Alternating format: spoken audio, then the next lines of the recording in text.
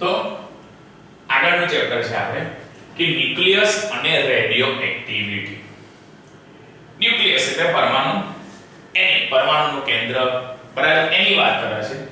તો એ પરમાણુ કેન્દ્રની અંદરથી જે હાઈ રેડિયો એક્ટિવ તત્વ છે, યુરેનિયમ છે, પોલોનિયમ છે, એની અંદરથી અલગ અલગ રેઝ એમિટ થાય. સીસાના પાત્રમાં આપણે એવું જે રેડિયો એક્ટિવ તત્વ છે યુરેનિયમ 92 એનો એટોમિક નંબર છે, કહેવાનો મતલબ એનો પરમાણુ ક્રમાંક 92 છે, પરંતુ પરમાણુ ભારાંક 235 છે, 234. તો એ જે છે એને સીસાના પાત્રમાં મૂકીએ તો આલ્ફા, બીટા અને ગામા એ કિરણો નીકળતા હતા, બરાબર છે.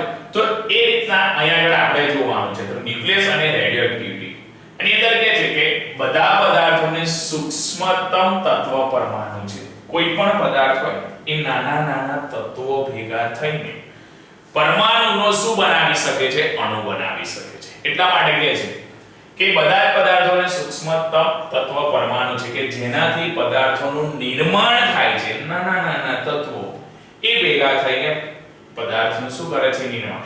તે અતિ સૂક્ષ્મ કેન્દ્રીય ભાગ પણ શું કરે છે? ધરાવે છે. અતિ સૂક્ષ્મ, ખૂબ જ નાના એના કેન્દ્રીય ભાગ ધરાવે છે. તેને ન્યુક્લિયસ કહેવામાં આવે છે. ન્યુક્લિયસની આસપાસ ખાસ ચોક્કસ કક્ષાઓમાં ઇલેક્ટ્રોન શું થાય છે? ફરે છે. એની ન્યુક્લિયસ છે પરમાણુ કેન્દ્ર, એ પરમાણુ કેન્દ્રની આજુબાજુ, બરાબર છે, એ ચોક્કસ કક્ષાઓમાં ઇલેક્ટ્રોન શું થાય છે? ફરે છે. આમ ન્યુક્લિયસ એ ખૂબ જ નાનું હોવા છતાં, ન્યુક્લિયસ એ કેવું? ખૂબ જ નાનું હોવા છતાં આશ્ચર્યજનક રીતે એ જટિલ છે. આશ્ચર્યજનક રીતે એ કેવું છે? જટિલ છે. અને હવે તમને એના વિશે જો જાણકારી થાય તો કે પરમાણુ કેન્દ્ર અંગેના ભૌતિક વિજ્ઞાનને સમજાવવાની શરૂઆત 19મી સદીના અંતમાં, જે ન્યુક્લિયસ કહે છે એને પરમાણુ કેન્દ્ર કહેવાય, એટલે કે એને સમજાવવાની શરૂઆત 19મી સદીના અંતમાં રેડિયો એક્ટિવિટીની ઘટનાની શું થઈ? શોધ થઈ, બરાબર. રેડિયો એક્ટિવિટી તત્વના જે ઘટના છે એ રેડિયો એક્ટિવિટી ઘટનાની શું થઈ? શોધ થઈ, જેમાં પરમાણુ કેન્દ્ર એ સ્થિર તંત્ર શું કરતા હતા? પ્રાપ્ત કરવા માટે વિઘટિત થાય છે. સ્થિર તંત્ર એને એના કરવા માટે, બરાબર છે, સ્થિર તંત્ર પ્રાપ્ત કરવા માટે વિઘટિત થાય છે. આ શોધને કારણે પરમાણુ કેન્દ્રનું જે બંધારણ છે એ બંધારણ જાણવાના સાધનો પણ એ શું થાય છે? પ્રાપ્ત થયા. તેનો જે આકાર છે એ આકારના માપના હોય છે અને તેનું દ્રવ્યમાન પણ એ દર્શાવવું પડે છે. તો કીધું જે સૂક્ષ્મતમ તત્વ એ શું છે? પરમાણુ. સૂક્ષ્મતમ એટલે નાનામાં તત્વ એ પરમાણુ છે, અને પરમાણુ એટલે એ ભેગા થઈને અણુ બનાવે છે, કે મતલબ જેનાથી પદાર્થનું નિર્માણ થયું. અને એ જે તેનો અતિ સૂક્ષ્મ કેન્દ્રીય ભાગ છે, બરાબર છે, એને એનો પરમાણુ કેન્દ્ર પણ કહેવાય અને ન્યુક્લિયસ પણ કહેવાય. આ ન્યુક્લિયસની આજુબાજુ ઇલેક્ટ્રોન એ શું કર્યા કરે છે? એની કક્ષામાં પરિભ્રમણ કર્યા કરે છે. ચોક્કસ કક્ષામાં એની નિશ્ચિત હોય છે, બરાબર છે, એમાં એ પરિભ્રમણ કરે છે. ન્યુક્લિયસ ખૂબ જ નાનું હોવા છતાં, ન્યુક્લિયસ એવું કેવું વાત કરે છે? ખૂબ જ નાનું હોવા છતાં આશ્ચર્યજનક રીતે એ કેવું છે? જટિલ છે. ખૂબ નાનું છે, બરાબર છે, પરંતુ કોમ્પ્લિકેટેડ છે, એટલે કે જટિલ છે. હવે એની વિશે પરમાણુના કેન્દ્રના ભૌતિક વિજ્ઞાનની જે સમજાવવાની જે શરૂઆત છે 19મી સદીના અંતમાં રેડિયો એક્ટિવિટી વિશે સમજાવવાની આવી, ત્યારે એની શોધ થઈ. અને એ રેડિયો ઘટનાની શોધ થઈ જેમાં પરમાણુ કેન્દ્ર સ્થિર તંત્ર પ્રાપ્ત કર્યું અને વિઘટિત થઈ. એના કારણે પરમાણુના કેન્દ્રમાં બંધારણ જાણવાના સાધનો પણ પ્રાપ્ત થયા. એના પરથી કહે છે કે કેટલાક એના જે ઘટકગણો છે એ એકબીજા સાથે સજ્જડ રીતે જોડાઈ રહે છે. આ ગાઈગર અને માર્શલ દ્વારા પરમાણુની અંદર તે જાણવા માટે કણોનો શું કરવામાં આવ્યો? ઉપયોગ કરવામાં. એ જાણવા માટે કણો ઉપયોગ કરવામાં આવ્યો, કણોનો. અને જેને કણોનો ઉપયોગ કરવામાં આવ્યો હતો, જેને કુદરતી રીતે રેડિયો એક્ટિવ તત્વોમાંથી મેળવવામાં આવે, એને કુદરતી રીતે એક કોની અંદરથી મેળવવામાં આવ્યા હતા? તો કે રેડિયો એક્ટિવિટી તત્વોમાંથી મેળવવામાં આવ્યા હતા. આ શોધખોળ એ ખૂબ જ ફળદાયી, આ શોધખોળ એ કેવી છે તો ખૂબ જ ફળદાયી, એ ખૂબ જ ફળદાયી અને નવા સંશોધનોનો રાજમાર્ગ એ શું કરે છે ખોલે છે, નવા સંશોધનોનો રાજમાર્ગ ખોલે, જેથી કે છે પરમાણુ અંગેનું ખૂબ જ સારું નવું ભૌતિક વિજ્ઞાન ઉભરાઈ આવે છે, ટૂંક જ સમયગાળામાં એની દિશા શું કરે છે બદલી નાખે છે, બરાબર છે। તો એના પરથી આગળ આપણે જોઈએ એની થિયરી કે પરમાણુ કેન્દ્ર ન્યુક્લિયસની વાત કરે છે, બરાબર છે। તો ઈસવીસન 1911 માં રુથરફોર્ડ દ્વારા પરમાણુ કેન્દ્રની શું થઈ શોધ થઈ, ઈસવીસન કઈ 1911 માં રુથરફોર્ડ દ્વારા પરમાણુના કેન્દ્રની શોધ થઈ અને એના પછી ભૌતિક વિજ્ઞાનીઓએ પરમાણુના કેન્દ્રની અંદર શું છે, પરમાણુના કેન્દ્રની અંદર શું કે છે શું છે તેનો અભ્યાસ કરવાનો પણ પ્રયત્ન કર્યો। ઈસવીસન 1932 માં, ઈસવીસન કઈ તો કે 1932 માં જેમ્સ ચેડવિકે કરેલા ન્યુટ્રોનની શોધ, પરમાણુ કેન્દ્રમાં પ્રોટોન તો હોય છે અને ન્યુટ્રોન હોય છે, બરાબર છે, અને એની પરમાણુ કેન્દ્રની એટલે કે ન્યુક્લિયસની આજુબાજુ ઇલેક્ટ્રોન ગતિ કરતા હોય છે। તો જે ન્યુટ્રોન છે એ ન્યુટ્રોનની શોધ 1932 માં જેમ્સ ચેડવિક નામના વૈજ્ઞાનિકે કરી હતી, બરાબર છે। એ ન્યુટ્રોનની શોધ કરી અને શોધખોળને પ્રોત્સાહન આપ્યું, કારણ કે આ શોધ એ વિજ્ઞાન જગતને દર્શાવવા માટે પરમાણુના કેન્દ્રના બંધારણીય તત્વો એટલે કે પ્રોટોન અને ન્યુટ્રોન હોય છે, જે પરમાણુ કેન્દ્ર બનાવે છે તો એ પરમાણુના કેન્દ્રમાં બે મેન ઇમ્પોર્ટન્સ તત્વો હોય છે, જે તત્વો છે પ્રોટોન અને ન્યુટ્રોન, બરાબર છે। તો એ પરમાણુ કેન્દ્રની વાત કરી તો એની અંદર કે પરમાણુ ભાર અને દ્રવ્યમાન, પરમાણુ ભાર અને દ્રવ્યમાનની વાત કરે તો કે પરમાણુ કેન્દ્ર એ બે પ્રકારના કણ ધરાવે છે, પરમાણુ કેન્દ્ર એ કેટલા પ્રકારના કણ ધરાવે છે બે પ્રકારના કણ ધરાવે છે, એની અંદર કે છે પ્રોટોન અને ન્યુટ્રોન, બે પ્રકારના કણ ધરાવે છે, મતલબ કયા બે પ્રકારના કણ હોય છે તો કે પ્રોટોન હોય છે અને બીજું ન્યુટ્રોન હોય છે।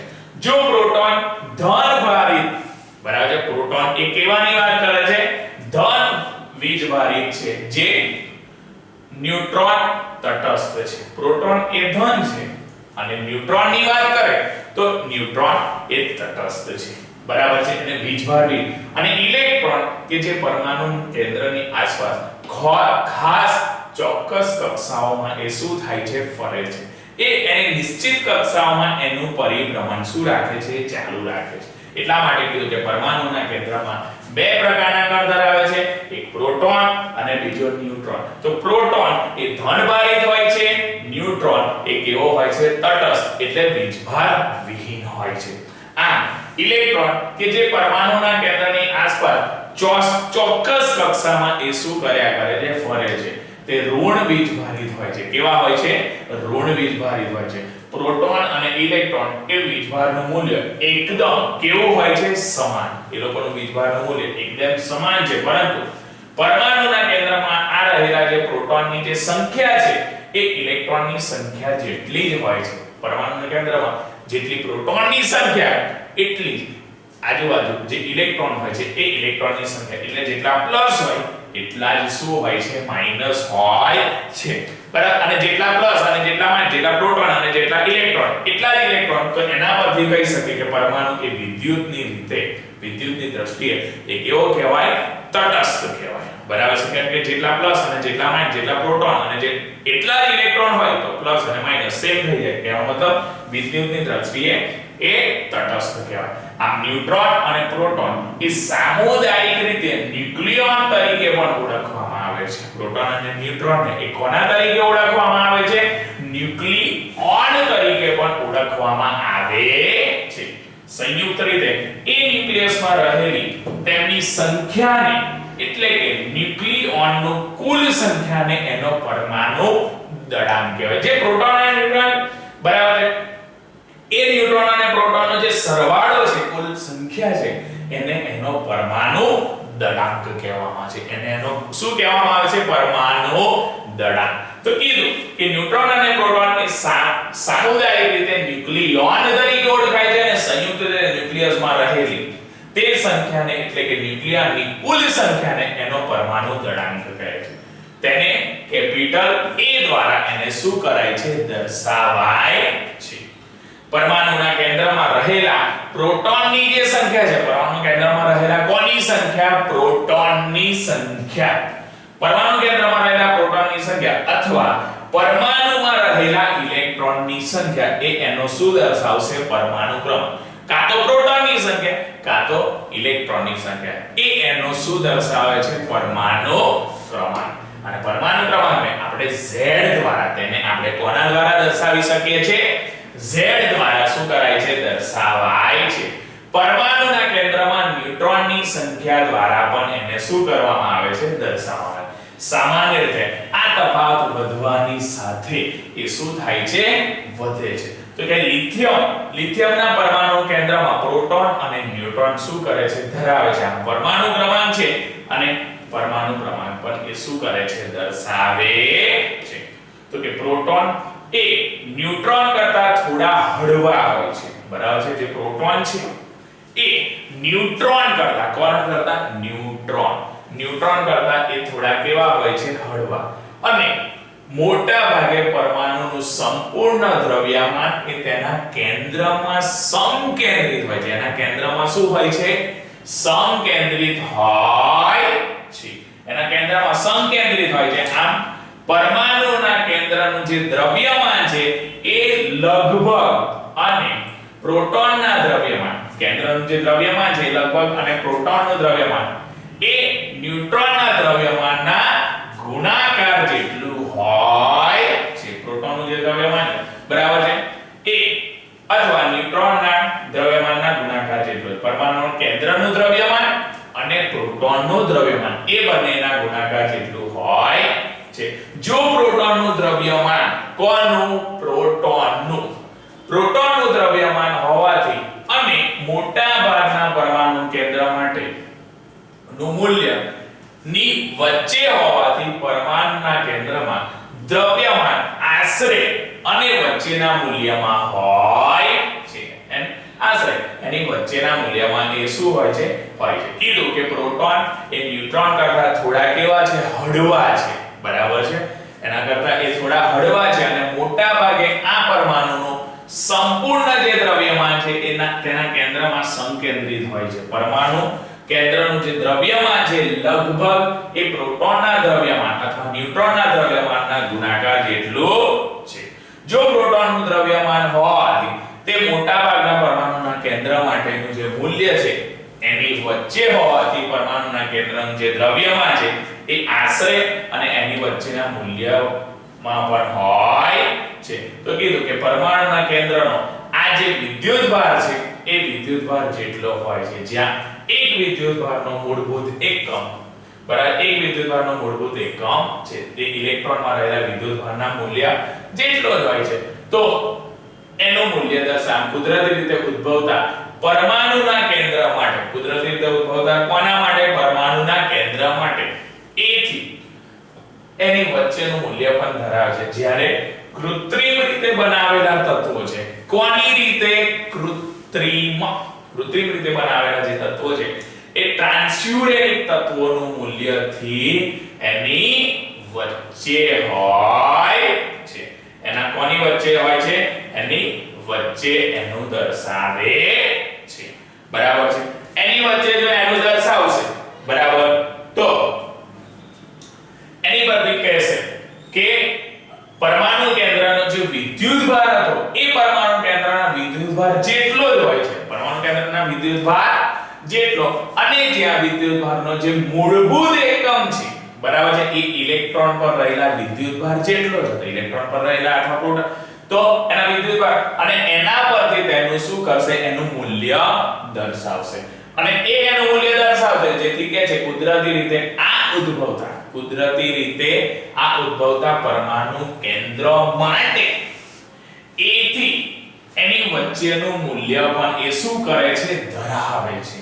અને એ મૂલ્ય ધરાવશે જ્યારે કૃત્રિમ રીતે બનાવેલા તત્વોને ટ્રાન્સયુરેનિક તત્વોનું મૂલ્યથી ની એની વચ્ચે હોય છે. તો આપણે અહીંયા આગળ પરમાણુ ભાર અને દ્રવ્યમાન જો પરમાણુ કેન્દ્ર જો તો પરમાણુ કેન્દ્રની અંદર કીધું હતું કે રુથરફોર્ડે એ કેન્દ્રની શોધ કરી અને શોધ કર્યા તો એની અંદર કેન્દ્રમાં પ્રોટોન અને ન્યુટ્રોન હોય છે. ન્યુટ્રોનની શોધ એ ચેડવિકે કરી હતી, બરાબર છે. આ પ્રોટોન અને ન્યુટ્રોન એ એના પરમાણુના કેન્દ્રમાં હતા અને એની આજુબાજુ ઇલેક્ટ્રોન શું કરતા હતા? ચોક્કસ કક્ષામાં ગતિ કરતા હતા. તો જેટલી પ્રોટોનની સંખ્યા એટલી જ ઇલેક્ટ્રોનની સંખ્યા, એટલે પરમાણુને વિદ્યુતની દ્રષ્ટિએ એ કેવો કહેવામાં આવે છે?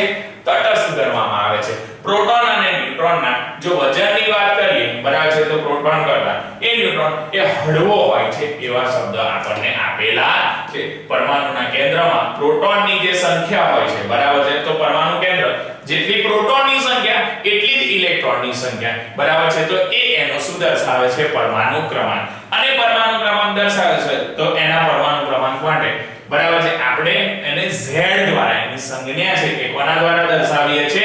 Z દ્વારા દર્શાવી શકીએ છે. અને પ્રોટોન એ ન્યુટ્રોન કરતા થોડા કેવા હતા? હળવા હતા, બરાબર છે. અને સંપૂર્ણ દ્રવ્યમાન તેમાં શું થતું હતું? કેન્દ્રમાં મેન વસ્તુ એ કેન્દ્ર પર આધારિત હોય છે.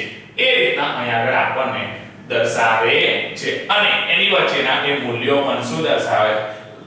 એના મૂલ્યો પણ એ દર્શાવી શકે છે. જેથી કીધું કે પરમાણુ કેન્દ્રમાં દ્રવ્યમાન લગભગ પ્રોટોનના દ્રવ્યમાનના ગુણાકાર જેટલું જ હતું. જેથી પરમાણુના કેન્દ્રમાં દ્રવ્યમાન આશરે અને તેની વચ્ચેનું મૂલ્ય પણ એ શું કરે છે? દર્શાવે છે, બરાબર છે.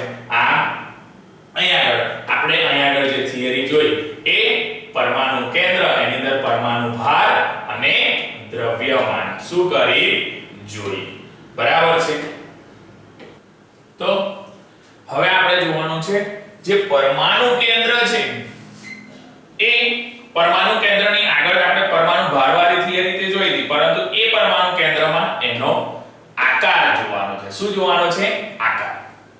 કહેવાનો મતલબ એ ન્યુક્લિયસની સાઈઝ જોવાની છે. તો પરમાણુના કેન્દ્રની અંદર આકારની અંદર વાત કરે છે કે પરમાણુ કેન્દ્રનો આકાર સામાન્ય રીતે ત્રિજ્યાઓ દ્વારા દર્શાવવામાં આવે છે. પરમાણુના કેન્દ્રનો આકાર એ કોના દ્વારા દર્શાવવામાં આવે છે? ત્રિજ્યાઓ દ્વારા. આ ત્રિજ્યા દ્વારા દર્શાવ્યા પછી ઘણા પરમાણુ કેન્દ્ર લગભગ ગોળાકાર, મોસ્ટ ઓફ મેક્સિમમ જે પરમાણુ કેન્દ્રો હોય છે એ પરમાણુ કેન્દ્રો એ ગોળાકાર હોય છે. તેની ત્રિજ્યા r, કેપિટલ R આશરે તેના નીચેના સૂત્ર પરથી આપણે શું કરી શકીએ છીએ? આપી શકીએ છીએ. તો કેપિટલ R r0 a⁻1/3 એ રીતના આપણે શું કરી શકીએ છીએ? કરી શકીએ છીએ. અહીં r0 એ પરમાણુ કેન્દ્રની શું છે? ત્રિજ્યા છે. r0 એ શું છે? એના પરમાણુ કેન્દ્રની ત્રિજ્યા. અને તેનું સંખ્યાકીય મૂલ્ય 1.2 ફર્મી છે. એનું સંખ્યાકીય મૂલ્ય કેટલું છે? 1.2 ફર્મી. એ ફર્મી, બરાબર છે, વૈજ્ઞાનિક જે ફર્મી હતો એને યાદમાં ફર્મી નામનો એકમ લંબાઈનો લેવામાં આવે છે. તેને 1 ફર્મી બરાબર 10⁻15 મીટર બરાબર હોય છે. કેટલું હોય છે? 10⁻15. સૌથી હળવા પરમાણુ કેન્દ્રની વાત કરે તો હાઇડ્રોજનની જે ત્રિજ્યા છે એ હાઇડ્રોજનની ત્રિજ્યા 1.2 મીટર એટલે કે 1.2 f એ કેન્દ્ર લંબાઈ એ રીતના દર્શાવેલી છે. કારણ કે હાઇડ્રોજનના એરિયા માટે એ પરથી માટેનું મૂલ્ય માલુમ પડે છે. આમ કુદરતી રીતે ઉદ્ભવતા સૌથી તત્વો, બરાબર, મહત્વના તત્વ યુરેનિયમ એ પરમાણુ કેન્દ્રની ત્રિજ્યા આશરે 7.5 f જેટલી, બરાબર, કેટલા કહે છે? 7.5 ફર્મી જેટલું, બરાબર છે, f ફર્મી દર્શાવશે, બરાબર છે. કારણ કે એ એનો એરિયા જે 238 તેના માટે છે, એના પરથી કહી શકાય કે કોઈ પણ ત્રિજ્યા ધરાવતા ગોળાકાર પદાર્થ એનું કદ જેટલું જ હોય છે, બરાબર છે. એ કોઈ પણ ત્રિજ્યા ધરાવતા એ એના પરમાણુ કેન્દ્રના એના કદ જેટલું હોય છે. આ પરમાણુ કેન્દ્રનું જે કદ છે એ પરમાણુના દળાંક એના કેવા પ્રમાણમાં લેવામાં આવે છે? સમપ્રમાણમાં લેવામાં આવે છે. કીધું કે પરમાણુ કેન્દ્રની જે ત્રિજ્યા છે એનું સંખ્યાકીય મૂલ્યની વાત કરે તો 1.2 ફર્મી એટલે કે f લેતા હતા. એના પરથી કીધું કે એક ફર્મી બરાબર કેટલા મીટર, તો કે 10 ની -15 મીટર. અને એ પરમાણુ કેન્દ્રમાં આપણે હાઇડ્રોજનની વાત કરીએ તો હાઇડ્રોજન માટે 1.2 ફર્મી છે અને એના પરથી એનો એરિયા માલુમ પડે છે. સૌથી મહત્વના તત્વમાં યુરેનિયમ, એનું પરમાણુ કેન્દ્રની જે ત્રિજ્યા છે એ 7.5 ફર્મી, 7.5 ફર્મી એટલે F છે, કારણ કે એનો એરિયા 238 છે. ને એના પરથી આપણે ખબર પડે કે એની જે ત્રિજ્યા ધરાવતું જે ગોળાકાર છે એ પદાર્થના કદ જેટલું હોય છે. આ પરમાણુના કેન્દ્રનું જે કદ છે એ પરમાણુના દળાંક એ કેપિટલ A ના કેવા પ્રમાણમાં હોય છે? સમપ્રમાણમાં હોય છે. અહીં પરમાણુની સાપેક્ષે, કોની સાપેક્ષે? પરમાણુની સાપેક્ષે જે પરમાણુ કેન્દ્ર છે એ પરમાણુના કેન્દ્રને એના કદનું અનુમાપન કરીએ તો આશરે પરમાણુ કેન્દ્ર અને પરમાણુનું જે માપ છે એ અનુક્રમે 10 ની -15 મીટર બરાબર છે, 10 ની -15 મીટર અને 10 ની -10 મીટર હોય છે. અને આના પરથી કહેશે જે પરમાણુનું કદ છે એ પરમાણુના કેન્દ્રના કદ કરતા આશરે 10 ની +5 ઘાત ગણું છે.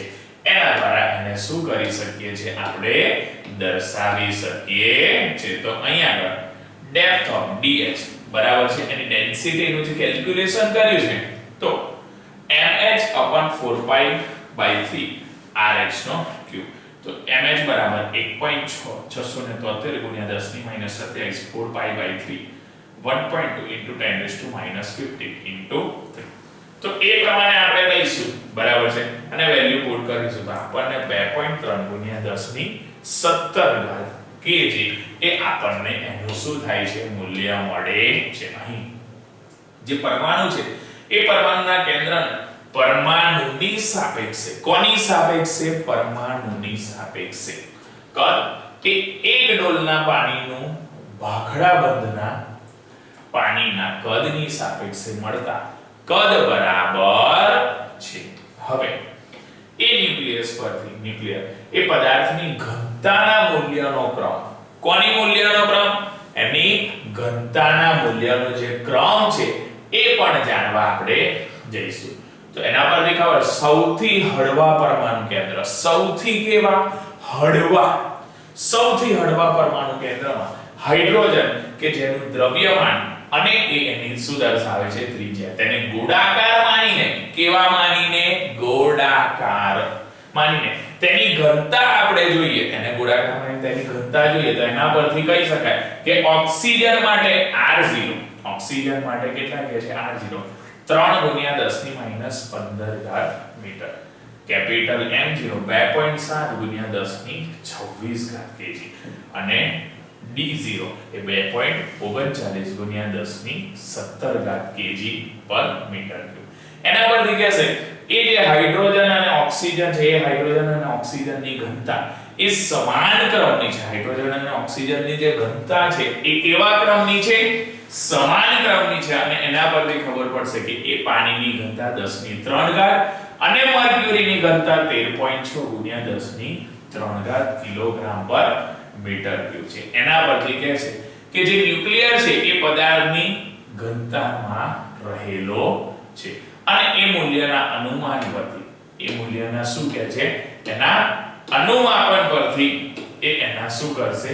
દર્શાવશે. એના અનુમાપન પરથી એના મૂલ્ય અલગ અલગ શું કરે છે? એના મૂલ્યો દર્શાવે છે. અને મૂલ્ય દર્શાવશે તો એમાં કહે છે કે જો પૃથ્વી આ જ રીતે ઘનતાની સંકુલિત દ્રવ્યમાન ધરાવતી હોય તો 184 મીટર ત્રિજ્યા ધરાવતો જે ગોળો હોય બરાબર છે, કેટલા મીટર ત્રિજ્યા ધરાવતો?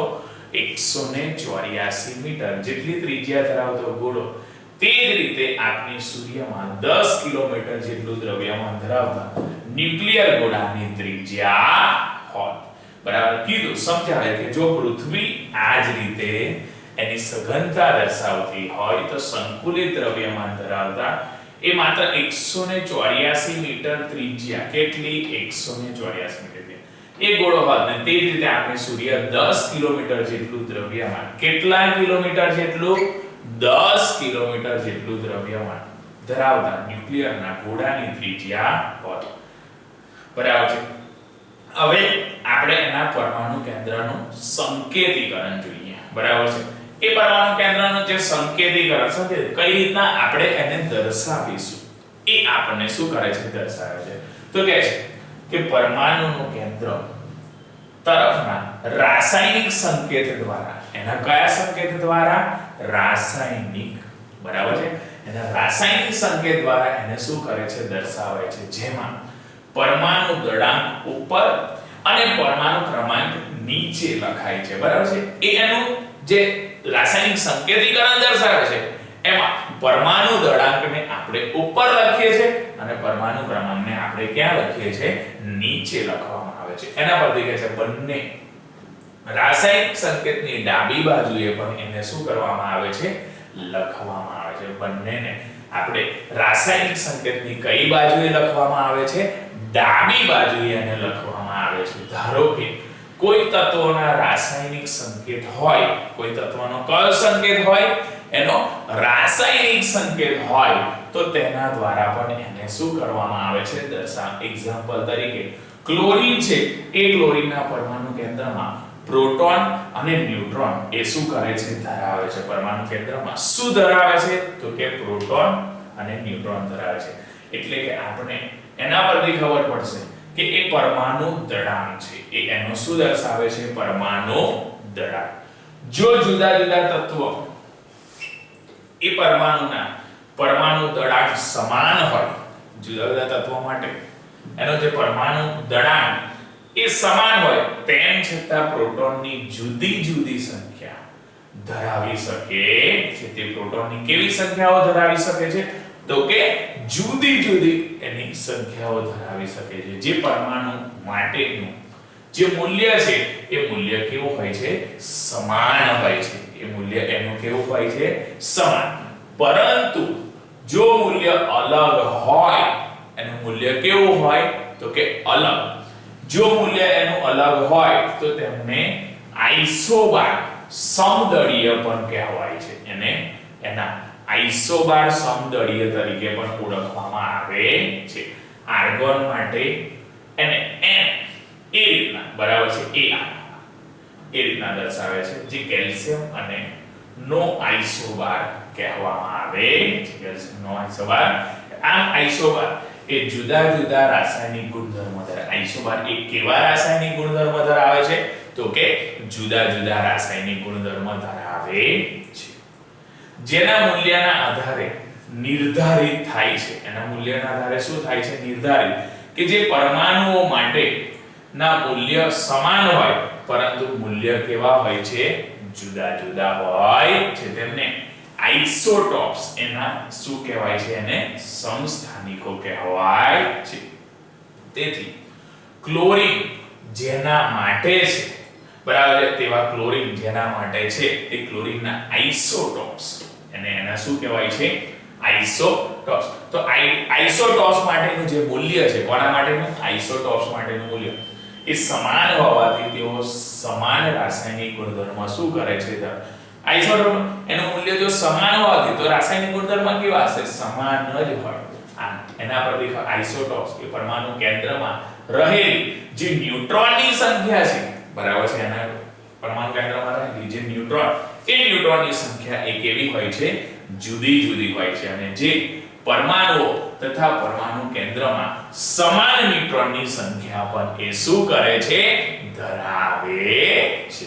બરાબર છે, ન્યુટ્રોનની સંખ્યા જુદી જુદી હોય છે અને જે પરમાણુઓ તથા પરમાણુ કેન્દ્રમાં સમાન ન્યુટ્રોનની સંખ્યા પણ ધરાવે છે તેને તેમના આઇસોટોપ્સ કહેવામાં આવે છે.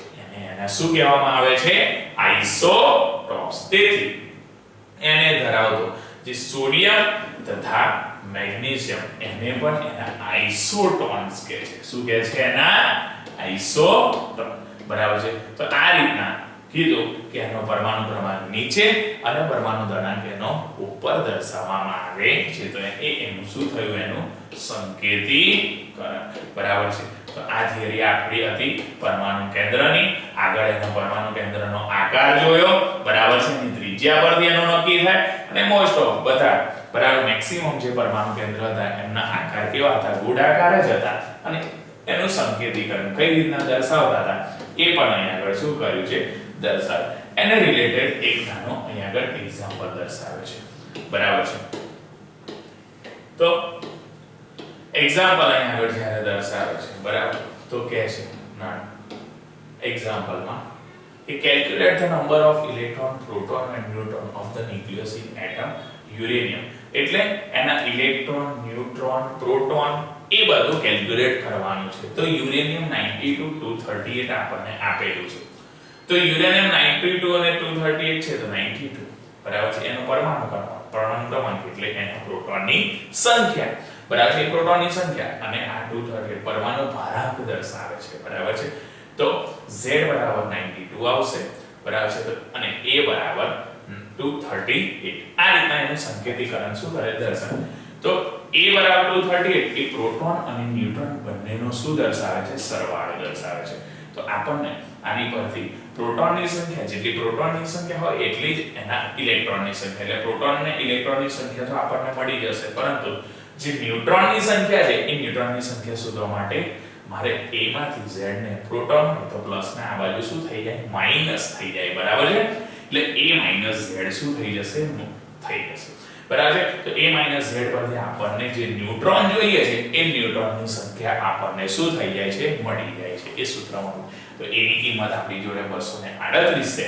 અને Z જે પરમાણુ ક્રમાંક છે એની કિંમત આપણી જોડે 92 છે તો 238 માંથી 92 જાય તો 146 રહેશે બરાબર એટલે આપણને ન્યુટ્રોનની સંખ્યા પણ શું થઈ જાય છે મળી જાય છે બરાબર છે એની પછી આગળનો એક્ઝામ્પલ જોઈએ એની અંદર કે છે select the pair of isotope isotopes ને પેર શોધવાની છે આઇસોબાર આઇસોટોન્સ ઇઝ ફોલોઇંગ એટલે આ લિસ્ટ આપ્યું છે એમાં એનું જોવાનું છે આઇસોટોપ તો આઇસોટોપ્સ ની વાત કરે બરાબર તો આઇસોટોપ કોને કહેવાય કે એના સેમ પરમાણુ ક્રમાંક બરાબર Z ની વેલ્યુ કેવી હોય જે સેમ હોવી જોઈએ બરાબર છે તો એવા કાર્બન ની વાત કરે 6C12 છે બરાબર છે અને 6C14 છે તો આ એના બે કાર્બન તો કાર્બન માટે એક એના શું દર્શાવે છે આઇસોટોપ દર્શાવે છે એની પછી આઇસોટોન ની વાત કરે છે આઇસોટોનમાં સેમ A હોવો જોઈએ A ની વેલ્યુ સેમ હોવી જોઈએ અથવા નિયર બાય હોવી જોઈએ તો અહીંયા આગળ એલ્યુમિનિયમ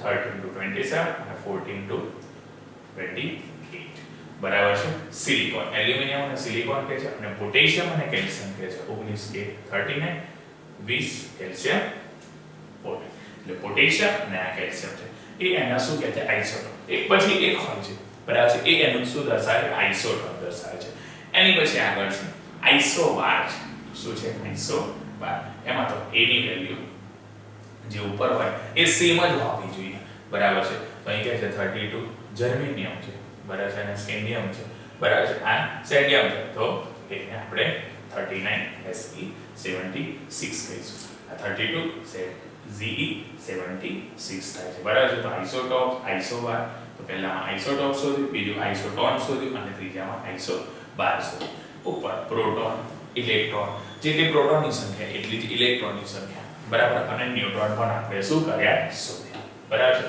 તો અહીં આગળ નાના આપણે બે એક્ઝામ્પલ શું કર્યા તો કે જોયા બરાબર છે હવે આગળની થિયરીમાં જોઈએ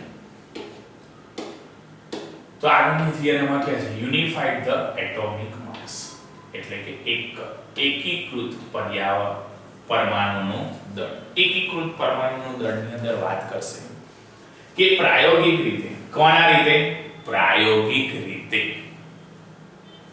નિશ્ચિત થયું છે કે પ્રોટોનનું દળ એ ઇલેક્ટ્રોનના દળ કરતાં ઘણું હોય છે જે પ્રોટોનનું દળ ખરું એ પ્રોટોનનું દળ ઇલેક્ટ્રોનના દળ કરતાં કોના કરતાં ઇલેક્ટ્રોનના દળ કરતાં કેવું હોય છે ઘણું બરાબર છે અને એ જે ન્યુટ્રોનનું દળ છે એ ઇલેક્ટ્રોનના દળ કરતાં ઘણું હોય છે બરાબર છે જે ન્યુટ્રોનનું દળ છે એ ઇલેક્ટ્રોનના દળ કરતાં પણ કેવું હોય છે ઘણું આમ ઇલેક્ટ્રોનનું દળ એ ન્યુક્લિયોનના દળની સાપેક્ષે નહિવત હોવાથી ન્યુક્લિયોનના દળની સાપેક્ષે કેવું હોવાથી નહિવત હોવાથી નિગ્લેક્ટેડ હોવાથી પરમાણુનું દળ અને તેના ન્યુક્લિયનનું દળ જેટલું જ હોય છે એના એના જેટલું જ હોય છે. એટલા માટે કહે છે કે નિશ્ચિત થયું કે જે પ્રોટોન છે એ પ્રોટોનનું દળ ઇલેક્ટ્રોનના દળ કરતા ઘણું, ઇલેક્ટ્રોનના દળ કરતા કેવું ઘણું હોય છે. આમ ન્યુટ્રોનનું જે દળ છે બરાબર છે એ ઇલેક્ટ્રોનના દળ કરતા પણ કેવું છે ઘણું છે બરાબર છે. એના પર દેખાય છે જે ઇલેક્ટ્રોનનું દળ એ ન્યુક્લિયોનના દળની સાપેક્ષે કેવું કે છે નહીવત, એના સાપેક્ષે નહીવત હોવાથી પરમાણુનું જે દળ છે તેના ન્યુક્લિયનના દળ જેટલું જ હોય છે એના જેટલું જ હશે. પરંતુ જે ન્યુટ્રોન છે એ પ્રોટોન કરતા થોડા વધુ ભારે હોય છે. એ પ્રોટોન કરતા કેવા હોય છે થોડા વધારે ભારે હોય છે. તેથી જે પરમાણુનું દળ છે એ પરમાણુનું દળ દર્શાવવા માટે આદર્શ સ્તરની શું થાય છે પસંદગી થાય છે. એ કરવી પડે તો કે પ્રોટોન અને ન્યુટ્રોનના દળ માટે પણ એ શું છે જરૂરી છે.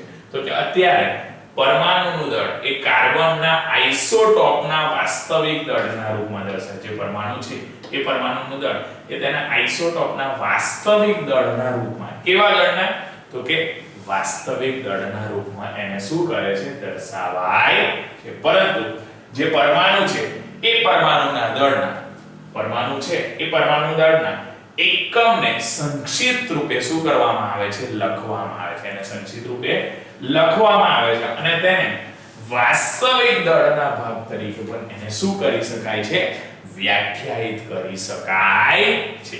અને વ્યાખ્યાયિત કરશે જેથી કાર્બનના પરમાણુનું દળ અહીં બનશે 1 યુનિટ બરાબર 1/12. એક કાર્બનનું દળ એટલે A બરાબર 12 થાય છે. તો 1/12 ગુણ્યા 1.99 267 ગુણ્યા 10 ની માઈનસ 6 તો 1.660565 ગુણ્યા 10 ની માઈનસ 27 કિલોગ્રામ એટલે 1.66 ગુણ્યા 10 ની માઈનસ 27 કિલોગ્રામ. આ પ્રોટોનનું દળ 6723 ગુણ્યા 10 ની માઈનસ 27 ગ્રામ અને ન્યુટ્રોનના દળની વાત કરીએ તો 1.6747 ગુણ્યા 10 ની માઈનસ 27 કેજી હોવાથી આપણે એને મુક્ત દ્વારા અહીં આગળ દર્શાવશે બરાબર છે કે mp બરાબર કોના બરાબર mp બરાબર એ બંનેનો રેશિયો 1.6723 ગુણ્યા 10 ની માઈનસ 27 1.6606 10 ની માઈનસ 27 તો આ ઘાત તો ઉડી જશે પણ રેશિયો 1.00727 યુનિટ એ એના પ્રોટોનનો દર્શાવશે અને ન્યુટ્રોન માસ ઓફ ન્યુટ્રોનની વાત કરીએ 1.6747 10 અને 1.6606 10 ની માઈનસ તો 1.00865 યુ જેટલું એને શું કરી શકાય છે દર્શાવી શકાય છે.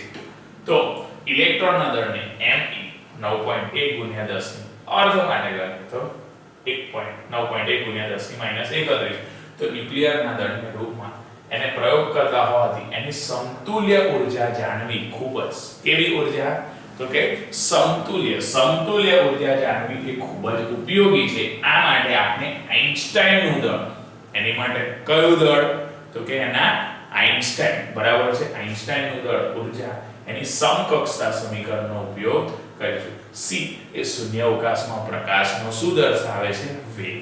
c એ એના શૂન્યાવકાશમાં પ્રકાશનો વેગ તો 1 યુનિટ બરાબર 1.66 ગુણ્યા 10 ની માઈનસ 27 કેજી અને 2.9979 10⁸ મીટર પર સેકન્ડ એનો શું થશે સ્ક્વેર થશે. તો એ બંનેનું કેલ્ક્યુલેશન કરીશું 14.92 ગુણ્યા 10 ની માઈનસ 11 ઘાત જૂલ થશે અને એને 14.92 ગુણ્યા 10 ની માઈનસ 11 ઘાતના છેદમાં 1.60 ગુણ્યા 10 ની માઈનસ 13 તો 9.31.3 me મેગા ઇલેક્ટ્રોન વોટ એ રીતના આપણે શું કરી શકીએ દર્શાવી.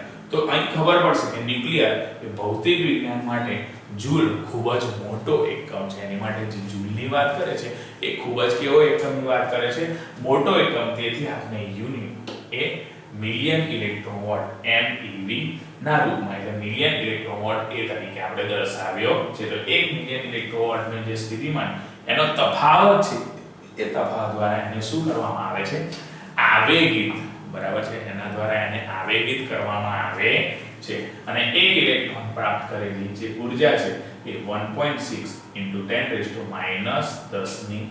10 ની માઈનસ 13 ઘાત જૂલ જેટલી એને શું કરી શકીએ છીએ આપણે દર્શાવી શકીએ છીએ. બરાબર છે. તો અહીંયા આગળ આપણે એની એકીકૃત પર્યાવરણમાં શું જોયું? દળ જોયું. એના પછી આગળ જોયું કે દળ ક્ષતિ અને એની બંધન ઊર્જા. શું દર્શાવે છે? દળ ક્ષતિ અને બંધન ઊર્જા. તો દળ ક્ષતિ અને એની બંધન ઊર્જાની અંદર કે છે કોઈ પણ તત્વનો જે પરમાણુ છે, બરાબર છે, કોઈ પણ તત્વનો, બરાબર, એ કોઈ પણ તત્વનો જે પરમાણુ છે એ પરમાણુના કેન્દ્રનું દળ હંમેશા તેના ઘટકના ન્યુક્લિયોનના દળના સરવાળા કરતા ઓછું, ન્યુક્લિયોનના દળના સરવાળા કરતા કેવું કહે છે? ઓછું પ્રાપ્ત થયું. અને દળમાં રહેલા આ તફાવતને દળ ક્ષતિ કહેવાય છે. દળમાં રહેલા આ તફાવતને આપણે કઈ ક્ષતિ કહીશું? દળ ક્ષતિ. એક્ઝામ્પલ તરીકે હાઇડ્રોજનનો જે સમસ્થાનિક છે એ હાઇડ્રોજનના સમસ્થાનિકને ડ્યુટેરિયમના પરમાણુ કેન્દ્રમાં, બરાબર છે, હાઇડ્રોજનના સમસ્થાનિકને કોના? તો કે ડ્યુટેરિયમ, બરાબર છે, એ ડ્યુટેરિયમના સમસ્થાન, ડ્યુટેરિયમના પરમાણુના કેન્દ્રમાં એક પ્રોટોન અને એક ન્યુટ્રોન હોય છે, બરાબર છે. એક શું હોય છે? એક પ્રોટોન અને એક ન્યુટ્રોન હોય છે. ન્યુટ્રોન અને પ્રોટોનના માપેલા દળ અનુક્રમે, એનો અર્થ એ થાય કે જે પ્રોટોન અને ન્યુટ્રોનનું જે કુલ દળ છે, પરંતુ એ ડ્યુટેરિયમના પરમાણુના કેન્દ્રનું પણ દળ હોય છે. એના ડ્યુટેરિયમના પરમાણુ કેન્દ્રનું શું હોય છે? દળ હોય છે. તેનો અર્થ એ છે કે ડ્યુટેરિયમ એના પરમાણુ કેન્દ્રનું જે માપેલું, ડ્યુટેરિયમના પરમાણુ કેન્દ્રનું કયું દળ?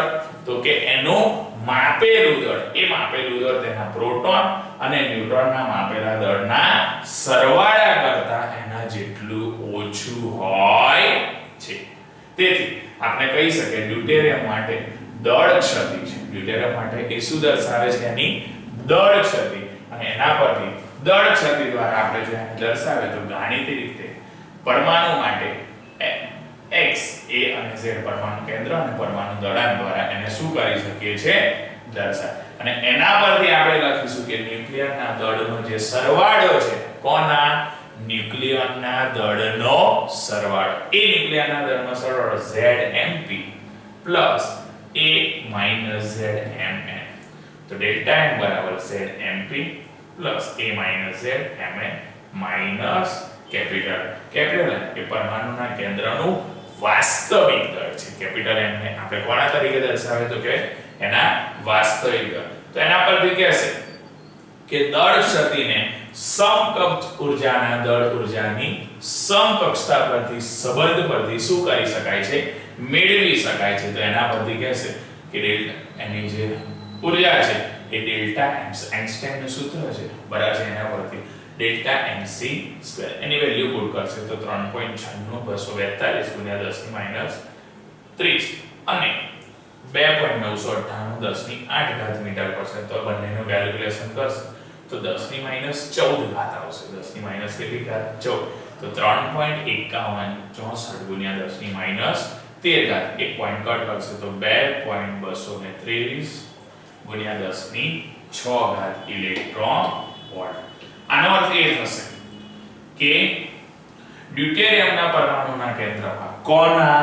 ડ્યુટેરિયમના, બરાબર છે, એ ડ્યુટેરિયમના પરમાણુના કેન્દ્રમાં રહેલા તેના સંઘટક એ પ્રોટોન અને ન્યુટ્રોનને મુક્ત કરવા માટે ઓછામાં ઓછી, એને મુક્ત કરવા માટે શું? તો કે ઓછામાં ઓછી 2.223 બરાબર મિલિયન ઇલેક્ટ્રોન વોલ્ટ જેટલી ઊર્જા એને આપવી પડે છે. અને જે દળ ક્ષતિના ઊર્જાના સ્વરૂપે એ શું થાય છે? પ્રગટ થાય છે. જે ન્યુક્લિયરને એક સાથે શું રાખે છે? જકડી રાખે છે. અને એક સાથે જકડી રાખે. આમ ન્યુક્લિયરને જકડી રાખતા બળોની સામે જો કાર્ય કરવામાં આવે તો તે એનો શું કહેવાય છે? મહત્વપૂર્ણ ઉપયોગ થાય છે. એ એનો કયો ઉપયોગની વાત કરે છે? તો કે મહત્વપૂર્ણ ઉપયોગ. એ એનો મહત્વપૂર્ણ ઉપયોગ એનો શું કરશે? એ દર્શાવશે. તો મહત્વપૂર્ણ ઉપયોગ દર્શાવે છે ત્યારે અહીં આગળ એ કહેશે, કેલ્ક્યુલેશન કરશે ત્યારે કે બંધન ઊર્જા કઈ ઊર્જાની વાત કરે છે? બંધન બરાબર છે એક ડેલ્ટા mc સ્ક્વેર પરંતુ zmp માં plus a minus z mn minus c square બરાબર છે delta m square delta m ની વેલ્યુ અને c સ્ક્વેર અપોન e તો અહીંયા આગળ c 6c12 માટે કરી દીધું z બરાબર 6 છે a બરાબર 12 છે તો a માઈનસ z 12 6 બરાબર 6 m આપણે 12 યુનિટ અને 1 યુનિટ બરાબર 931.3 mv b બરાબર 6 mp 6 mm minus 12 into 931.3 upon 12 એનું કેલ્ક્યુલેશન કરીશું તો 7.41 me મિલિયન ઇલેક્ટ્રોન વોટ તો mp બરાબર 1.00727 યુનિટ mn બરાબર 1.00865 u એ આપણને શું કરે છે અહીં આગળ દર્શાવે છે બરાબર તો એના પરથી આપણને અહીં આગળ કહેશે કે તે સૂચન કરે છે કે કાર્બન પરમાણુનું જે પરમાણુ કેન્દ્ર છે કોનું કાર્બન પરમાણુનું જે પરમાણુ કેન્દ્ર છે એ તૂટવાથી આશરે ઊર્જા મુક્ત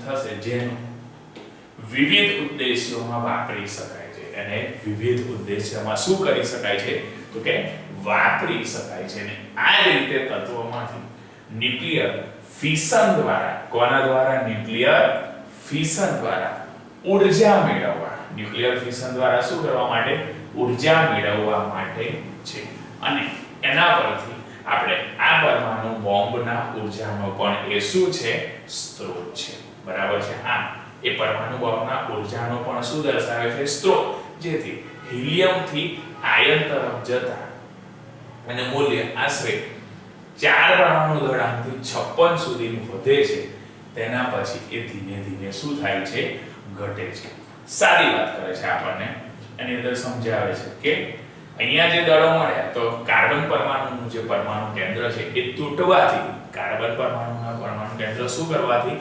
તૂટવાથી આશરે ઊર્જા શું થાય છે મુક્ત થશે અને ઊર્જા મુક્ત થશે જેને વિવિધ ઉદ્દેશ્યોમાંથી એને શું કરી શકાય છે વાપરી શકાય છે વિવિધ ઉદ્દેશ્યોમાંથી એને વાપરી શકાય અને વાપરી શકાય એ રીતે ભારે તત્વોમાંથી ન્યુક્લિયર ફિશન દ્વારા ઊર્જા મેળવવામાં આવે છે અને ઊર્જા મેળવ્યા પછી પરમાણુના બોમ્બની ઊર્જાનો પણ આ એ શું દર્શાવશે સ્ત્રોત દર્શાવશે અને સ્ત્રોત દર્શાવે એના પરથી કહેશે કે હિલિયમથી આયન તરફ જતા કોનાથી કોના તરફ જતા હિલિયમથી આયન તરફ જતા એનું મૂલ્ય 4 થી 56 સુધી વધે છે ત્યાર પછી ઘટશે તો 7.6 મિલિયન ઇલેક્ટ્રોન વોલ્ટમાં યુરેનિયમ માટે ઘટીને લગભગ એ 238 સુધી એ શું થાય છે પહોંચે તો આ રીતના આખો ગ્રાફ અહીં શું કર્યો છે દર્શાવે છે અહીંથી આ આખો દર્શાવે છે પછી ધીમે ધીમે આગળ શું થાય છે ઘટાડો થાય છે બરાબર છે તો એ એનો અહીં આગળ આખો ડાયાગ્રામ બતાવે છે એમાં માસ નંબર અને બાઇન્ડિંગ એનર્જી પર ન્યુક્લિયોન બરાબર બાઇન્ડિંગ એનર્જી એની જે બાઇન્ડિંગ એનર્જી છે એ બાઇન્ડિંગ એનર્જી ફોર ન્યુક્લિયન એની અંદર 4 સુધી વધે પછી 4 થી 56 સુધી વધે પછી પાછો એનો શું થાય છે ઘટાડો થાય છે બરાબર છે તો આ એનો ગ્રાફ દર્શાવે એના પરથી કહેશે આગળ ગ્રાફ પર કે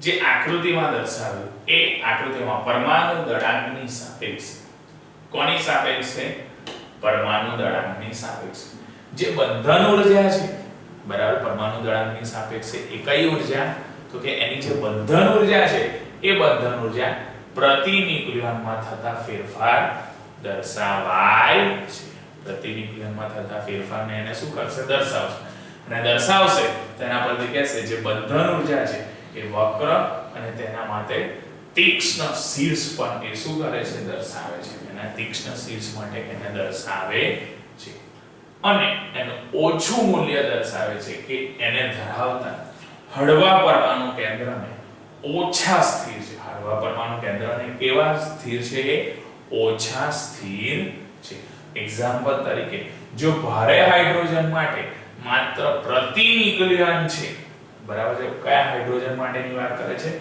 ભારે હાઇડ્રોજન માટે જો ભારે હાઇડ્રોજન માટે માત્ર પ્રતિ ન્યુક્લિયન છે તો યુગ્મ એ પરમાણુનું કેન્દ્ર છે, જે પ્રોટીનની યુગ્મ સંખ્યા અને ન્યુટ્રોનની યુગ્મ સંખ્યા પણ એ શું કરે છે, દર્શાવે છે. તેની અંદર કીધું અહીં આગળ કે આકૃતિમાં આપણને પરમાણુ દળાંકની સાપેક્ષે એની બંધન ઊર્જા કીધી, બરાબર. પરમાણુના દળાંકની સાપેક્ષે શું કહે છે, એની બંધન ઊર્જા એ પ્રતિ ન્યુક્લિયનમાં થતો ફેરફાર દર્શાવે. પ્રતિ ન્યુક્લિયનમાં થતો શું દર્શાવે, ફેરફાર. એના પરથી કીધું કે જે બંધન ઊર્જાનો વક્ર છે એની માટે તીક્ષ્ણ શીર્ષ દર્શાવતો હતો, અને એ જે મૂલ્ય દર્શાવતો હતો એના પરથી હળવા પરમાણુ કેન્દ્રમાં ઓછા સ્થિર હતા, હળવા પરમાણુ કેન્દ્રમાં કેવા હતા, ઓછા સ્થિર. અને ઉદાહરણ તરીકે લીધું કે ભારે હાઇડ્રોજન માટે, કયા હાઇડ્રોજન માટે, ભારે હાઇડ્રોજન, તો કે એ ભારે હાઇડ્રોજન માટે માત્ર પ્રતિ ન્યુક્લિયોન જ છે, જેથી યુગ્મ પરમાણુ કેન્દ્ર જે પ્રોટીનની યુગ્મ સંખ્યા અને ન્યુટ્રોનની યુગ્મ સંખ્યા પણ એ શું કરી શકે છે, દર્શાવી શકે છે, બરાબર છે. આ એના પર આવેલા ગૌણ શિખર દર્શાવે છે. એ એના શું દર્શાવે છે, ગૌણ શિખર દર્શાવે છે. અને આ પરમાણુ કેન્દ્ર તેમના નજીકના પાડોશી તત્વ કરતા પણ વધુ કેવું છે, સ્થિર છે. એના નજીકના પાડોશી તત્વ કરતા વધુ સ્થિર છે. આમ ન્યુક્લિયર ફિશન અને ન્યુક્લિયર ફ્યુઝનની જે પરિઘટનાઓ છે એ પરિઘટનાઓને સમજાવવા માટે બંધન ઊર્જા એ પ્રતિ ન્યુક્લિયોનનો વક્ર એ ખૂબ જ શું છે, ઉપયોગી છે. કીધું કે જે ન્યુક્લિયર ફિશનની પ્રક્રિયા છે અથવા ન્યુક્લિયર ફ્યુઝનની જે પ્રક્રિયા છે એ ન્યુક્લિયર ફિશન કે ફ્યુઝનની પરિઘટના માટે સમજાવવા માટે જેની બંધન ઊર્જા છે એ બંધન ઊર્જા પ્રતિ ન્યુક્લિયોનનો વક્ર એ ખૂબ જ કેવો હોય છે, ઉપયોગી છે, બરાબર છે. એ ખૂબ જ ઉપયોગી છે. તો એના પરથી એક નાનો એક્ઝામ્પલ દર્શાવે કે બોરોન જે 5b10 એના પરમાણુનું દળ 10.811 U છે. એના પરથી તેનું દળ 1 કિલોમાં ગણવાનું છે. એનું દળ કોની અંદર ગણવા, કિલોમાં. તો એ દળ જો મારે કિલોમાં ગણવું હોય, બરાબર છે, તો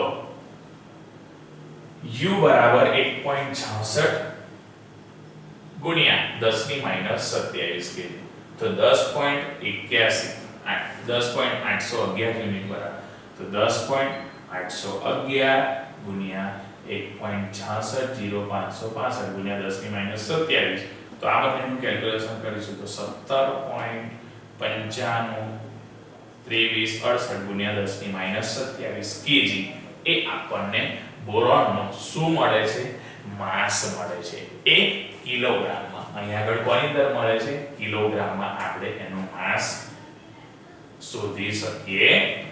તો આ એક એને રિલેટેડ નાનો એક્ઝામ્પલ હતો. ઓકે.